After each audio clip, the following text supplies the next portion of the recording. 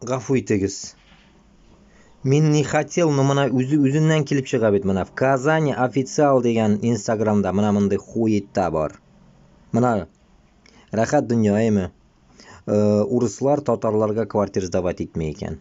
Потому что проблема была екен. Охуеть, да ведь? Вот дожили, блядь, нахуй.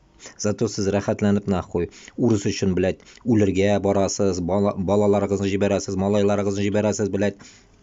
Өліп қайталар нахуй. А сіз даже урыслардан квартир да снимать ете алмайсыз екен. Потому что сіз инең бәттәгілері чуркалар нахуй. Чурки, татары, блядь, с башкиртами нахуй. Ну, тут, конечно, говорится о татарах, но башкиртларға да ол тиешлі. Потому что мен Москвада, блядь, бұл нәрсені мен күнде көрейім нахуй. Пошли нахуй деп телефонны қойып қояйым, когда они мне такое говорили. Они даже не знают, где